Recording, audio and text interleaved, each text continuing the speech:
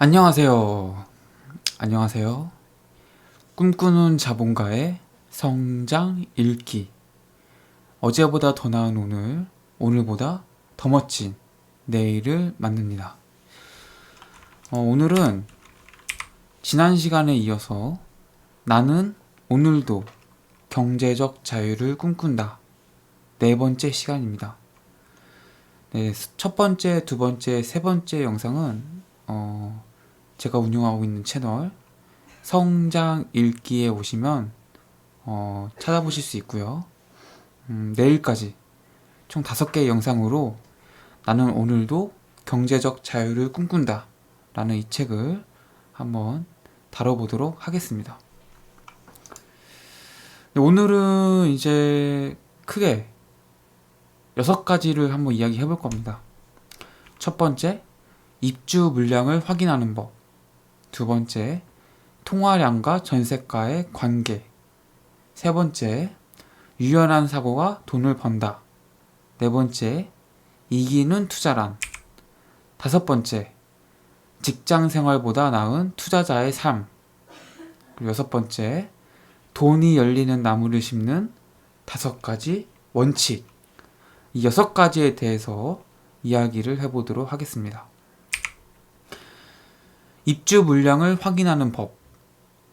지역별 공급 물량을 산출하는 것은 어렵지 않다.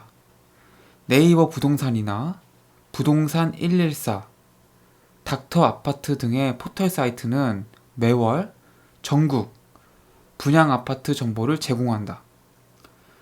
이들 분양하는 아파트를 입주 시기별로 정리하면 그것이 곧 입주 물량 데이터가 된다.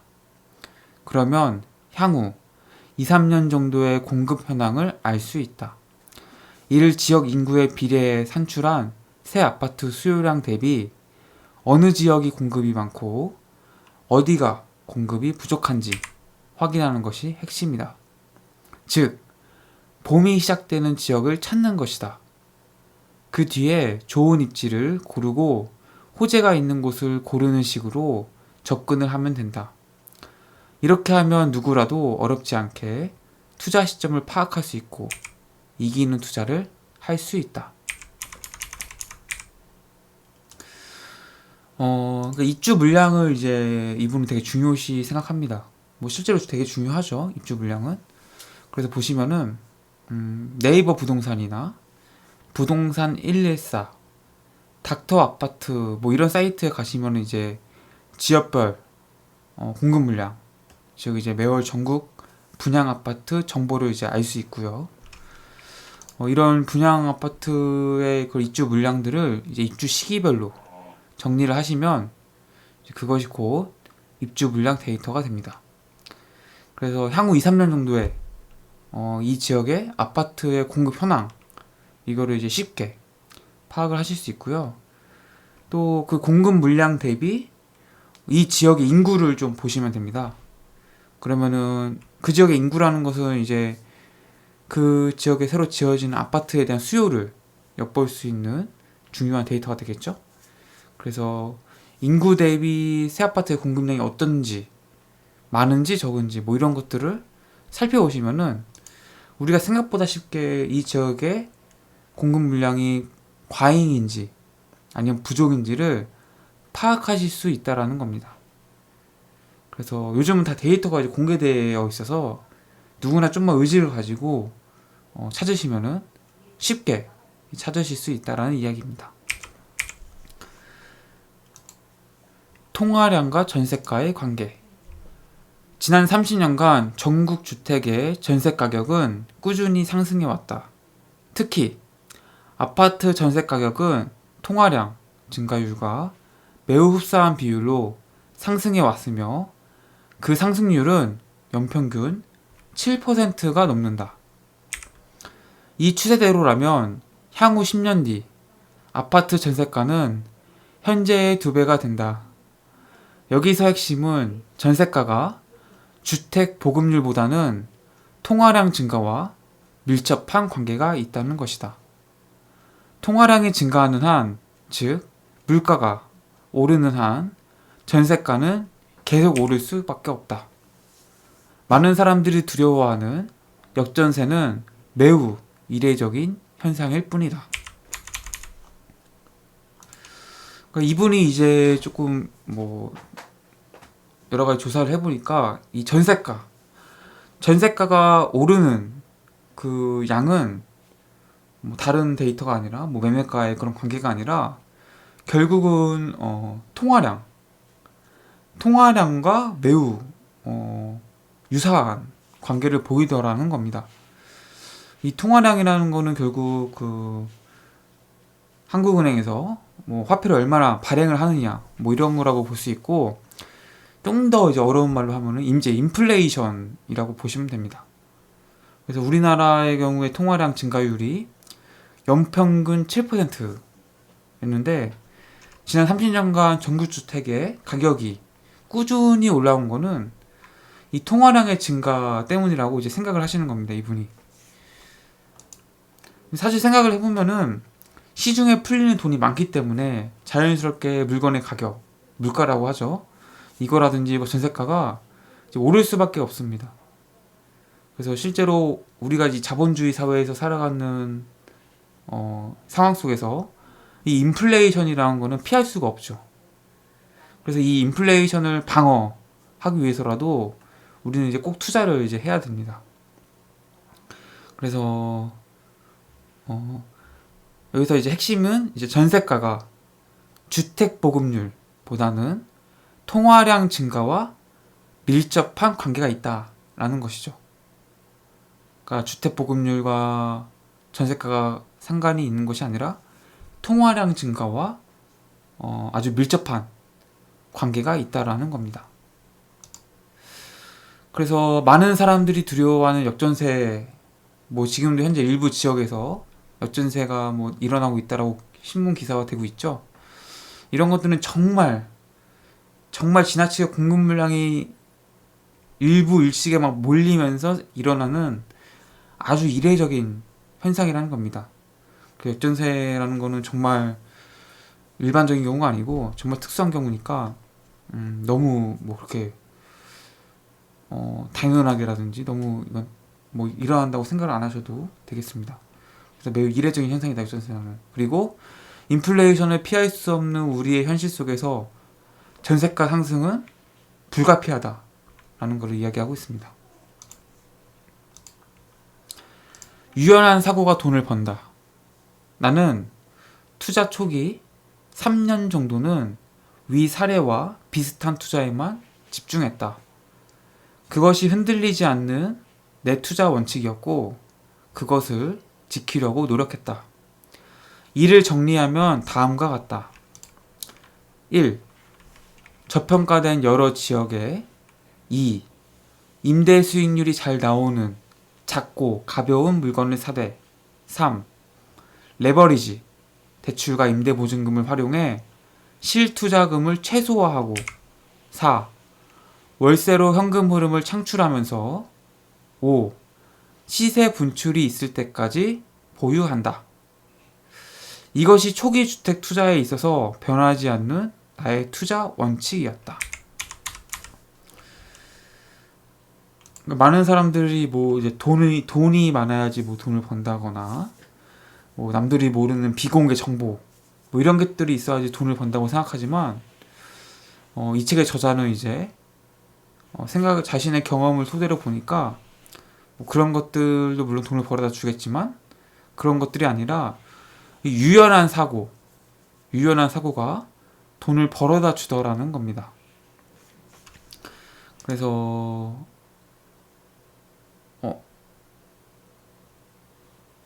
근데 이거는 제가 제목을 잘못 붙인 것 같네요.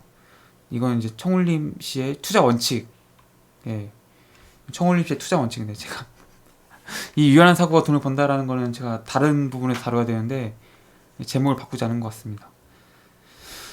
그래서 투자 원칙에 대해서 이야기하겠습니다. 투자 원칙. 네.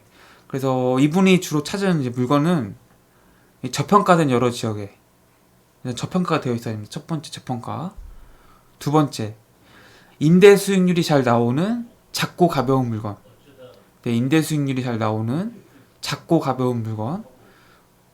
소형 아파트를 의미하는 거죠. 그리고 세 번째는 레버리지, 대출과 임대보증금을 활용해서 실투자금을 최소화시킬 수 있는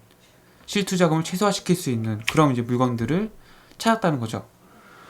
또 그리고 이제 월세로 당장 현금 흐름을 창출할 수 있는 물건을 찾았다는 겁니다. 이 월세로 현금 흐름을 창출할 수 있는 것이 중요한 이유는 내가 당장 이 물건이 매매가가 뛰지 않아도, 시세가 올라가지 않아도 계속 수익을 만들 수 있기 때문에 계속 보유할 수 있다는 장점이 있는 거죠. 그래서 이렇게 이 물건에 대한 시간을 확보한 다음에 시세 분출이 있을 때까지 보유를 했다는 이야기입니다.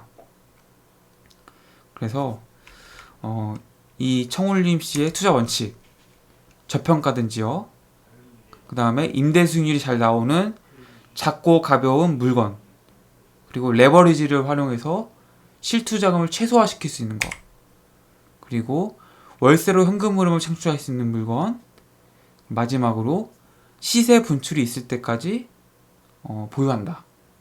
이 5가지 원칙이 청울림 씨의 이제 초기 투자 원칙이었다는 겁니다. 이기는 투자란, 고수는 자기의 물건을 팔아도 그만, 안 팔아도 그만인 상태로 만든다. 또는 팔기 싫은 상태로 만든다. 한마디로 내 자산의 운명을 시장 상황에 맡기는 것이 아니라 내 스스로 컨트롤할 수 있게 만드는 것이다. 가장 큰 매매 차익은 이런 컨디션 하에서 실현된다. 이기는 투자란 이런 것이다. 그러니까 이 청울림 씨가 이제 결국은 이야기하는 정말 잘된 투자, 결국은 내가 돈을 벌 수밖에 없는 투자라는 것은 팔아도 그만, 안 팔아도 그만인 물건들이 정말 잘한 투자라는 겁니다. 팔아도 그만, 안 팔아도 그만인 이유는 내가 갖고 있어도 결국은 뭐 시세가 오를 거라고 생각하니까 굳이 팔 생각이 없는 거죠. 팔게 되면은 난 이미 수익을 봤으니까 파는 거겠죠. 그래서 팔아도 그만, 안 팔아도 그만인 물건, 이런 물건에 투자하는 것이 바로 이기는 투자다. 아니면은 이것보다 더 나아가서 팔기 싫은 상태로 만드는 거, 팔기 싫은 상태로 만드는 투자가 이기는 투자라는 겁니다. 그래서 이런 상태에 놓인 물건들을 이 청울림 씨는 내 자산의 운명을 시장 상황에 맡기는 것이 아니라 내 스스로 컨트롤할 수 있게 만드는 것이다 라고 이제 정의를 내렸습니다. 시장에 어려우면 가격이 내려가고 시장이 좋으면 가격이 올라가서 여기에 따라서 수익이 나고 손실이 나는 이런 상태가 아니라 시장에 상관없이 나는 계속 늘 돈을 벌고 있기 때문에 이 물건을 팔아도 좋고 안 팔아도 좋은 이런 상태에 놓이는 투자가 청울림 씨가 생각하는 최고의 투자, 즉 이기는 투자라는 거죠. 그래서 이런 투자를 지향하셔야 된다는 겁니다. 직장 생활보다 나은 투자자의 삶. 그런데 정말 재미있는 것이 이렇듯 적극적으로 임대 관리를 하고 있는 듯 보이지만 여기에 쏟아붓는 시간과 노력은 과거 직장 생활을 할 때의 반의 반도 되지 않는다는 것이다. 사실 임대 관리보다 새로운 투자 물건을 찾는 것이 훨씬 중요하고 갈수록 여가 시간도 늘기 때문에 임대 관리에 많은 시간을 쏟기도 어렵다. 시스템으로 만들어서 절차대로 관리하면 그뿐이다. 그러니까 이제 부동산을 이제 투자하시는 분들이 그 세입자들 관리 어떻게 해? 그 투자 어떻게 해? 그거 되게 일 되게 복잡하고 어려운데 이런 이제 생각을 하시면서 조금 이제 부동산 투자에 대한 거부감이 이제 있으시다라는 거죠. 근데 실제로 직장생활보다 훨씬 편하다는 겁니다. 직장생활 뭐 아침 일찍 나가서 저녁 늦게까지 야근하고 이런 걸 생각하면은 직장생활보다 투자자로 사는 것이 훨씬 일도 없고 훨씬 편하다는 겁니다. 실제로 저도 저희 가족도 이제 뭐 임대 사업을 하고 있지만 뭐 저희가 관리하는 방이 30개가 넘습니다. 그러면은 세입자들이 30명이 넘는다는 얘기고 이런 세입자들 관리 어떻게 해? 라고 생각을 하기 쉽지만 생각보다 뭐 그렇게 큰 일이 터지는 경우는 없습니다. 정말 그런 골치 아픈 일이 터지는 경우는 정말 드물고 정말 이례적인 일이지, 보통의 세입자분들은 정말 다 착하시고 뭐 집주인과도 관계 나빠서 그분들도 좋을 게 뭐가 있겠습니까? 그래서 서로 관계를 좋게 하려고 노력하기 때문에 뭐 정말 뭐 바깥에서 보시는 것처럼 그렇게 막 임차인들이 뭐 속을 썩인다거나 뭐 감정적인 소모가 크다거나 뭐 이런 거는 생각보다는 크지 않습니다. 그래서 너무 투자자의 삶에 대해서 주변에 너무 듣고 뭐 인터넷 떠도는 얘기를 들으면서 너무 겁에 질리지 않으셨으면 좋겠습니다. 네. 돈이 열리는 나무를 심는 5가지 원칙. 하나의 항목이라도 만족하지 못하면 아무리 욕심이 나도 투자를 하지 않는다. 투자 직전에 하는 질문. 첫째, 이곳에 투자한 이유를 명확히 말할 수 있는가? 둘째, 마땅히 해야 할 노력을 다 하였는가? 셋째, 시간을 내 편으로 만들었는가? 넷째, 발생 가능한 리스크를 모두 점검하였는가?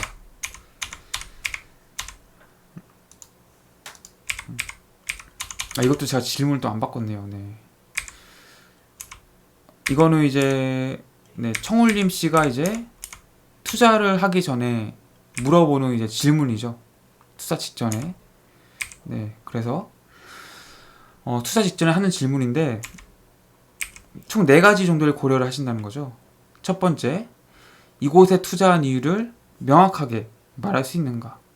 여기에 투자한 이유가 아주 간결하게 설명이 되지 않으면 이 투자는 좀 잘못된 투자다 라고 보시는 거죠. 그래서 내가 뭐 A라는 아파트에 투자를 하실 때는 명확하게 이 투자 이유가 있어야 됩니다. 이 투자 이유가 명확하지 않으면은 투자하지 않으셨다는 이야기죠. 그리고 두 번째, 마땅히 해야 할 노력을 다 하였는가? 기본적으로 어떤 물건을 투자할 때 뭐 그 지역을 둘러본다든지 뭐 중개소한테 뭐 시세를 알아본다든지 뭐 아주 이런 기본적인 노력들이 있지 않습니까? 이런 노력들을 다 하였는지, 과연 이 노력들을 하였는지를 살펴보셨다라는 겁니다. 그리고 세 번째, 시간을 내 편으로 만들었는가? 시간을 내 편으로 만들었다는 이야기는 시간이 가면 갈수록 나한테 상황이 유리해지고 시간에 쫓기는 상황이 아니라는 거죠.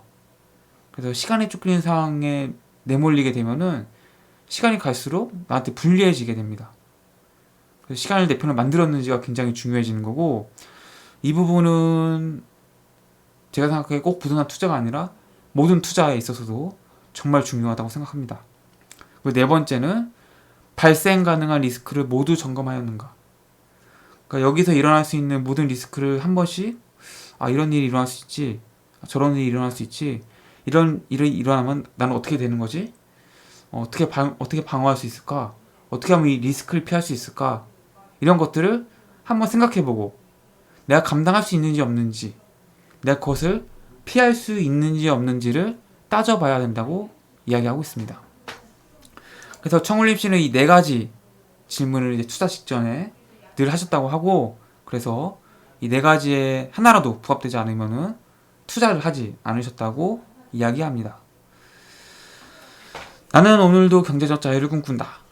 네, 이 책을 가지고 이야기를 나누는 4번째 시간이었습니다. 꿈꾸는 자본가의 성장 읽기는 경제적 자유, 자기개발, 성장에 대한 이야기를 함께 나누고 있습니다. 이러한 분야에 관심이 있으시다면 좋아요와 구독 눌러주시면 정말 감사하고요. 내일까지 이 청울림 씨의 책 나는 오늘도 경제적 자유를 꿈꾼다 를 가지고 이야기를 나눠보도록 하겠습니다. 여기까지 들어주셔서 너무나 감사하고요. 저는 내일 이 시간에 또 뵙도록 하겠습니다. 안녕히 계세요.